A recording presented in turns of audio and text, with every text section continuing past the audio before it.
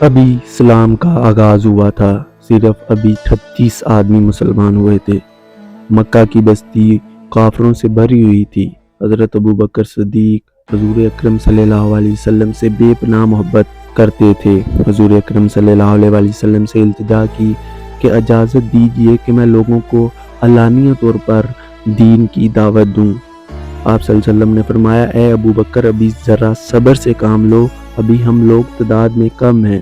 لیکن حضرت ابوبکر صدیق نے بار بار اس بات پر اصرار کیا، جس وجہ سے آپ صلی اللہ علیہ وسلم نے ابوبکر صدیق کو اجازت دے دی۔ اجازت ملنے پر حضرت ابوبکر صدیق بے خوف و خطر لوگوں کو راہ حق کی طرف بلانے لگے۔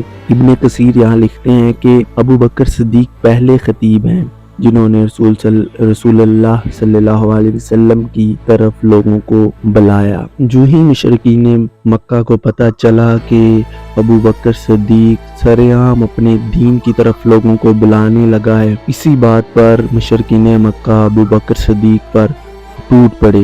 ابوبکر صدیق کو بے تحاشا مارا، اور اتنا مارا کہ حضرت ابوبکر صدیق کی حالت غیر ہو گئی۔ جب یہ خبر آپ رضی اللہ تعالیٰ عنہ کے قبیلہ بنو تمیم تک پہنچی تو وہ لوگ دوڑے آئے اور انہیں مشرکین مکہ سے چھڑا کر اپنے گھر واپس لے گئے۔ حضرت ابوبکر صدیق رضی اللہ تعالیٰ عنہ بے ہوش ہو گئے۔ لوگ آپ رضی اللہ تعالیٰ عنہ کے پاس کھڑے تھے، اس طرح لگ رہا تھا کہ یہ شاید اب ہوش میں نہ آئے۔ جب شام ہوئی تو آپ رضی اللہ تعالیٰ عنہ کو ہوش آیا۔ آپ کے والد ابو قحافہ اور آپ کے قبیلہ کے لوگ آپ کے پاس کھڑے تھے۔ ہوش آتے ہی پہلی بات انہوں نے یہ کہی، رسول اکرم صلی اللہ علیہ وسلم کہاں ہیں اور اس حال میں ہیں؟ ان کے قبیلے کے لوگ سخت برہم ہوئے اور انہیں ملامت کی کہ جس کی وجہ سے یہ ذلت رسوائی تمہیں اٹھانی پڑی اور یہ مار پیٹ تمہیں برداشت کرنی پڑی، ہوش میں آتے ہی پھر اس کا حال پوچھتے ہو۔ ان عقل کے اندھوں کو کیا خبر تھی کہ جو لذت ان سختیوں میں ہے وہ دنیا کی کسی اور آسائش میں نہیں۔ ان کے قبیلے کے لوگ مایوس ہو کر اپنے گھروں کو واپس لوٹ گئے اور ان کی اماں سے کہنے لگے کہ ان پر کھانا پینا بند کر دو۔ ماں تو ماں ہوتی ہے، جی بھر آیا کھانا لا کر سامنے رکھ دیا اور کہا کہ دن بھر کے بھوکے ہو، کچھ کھا لو۔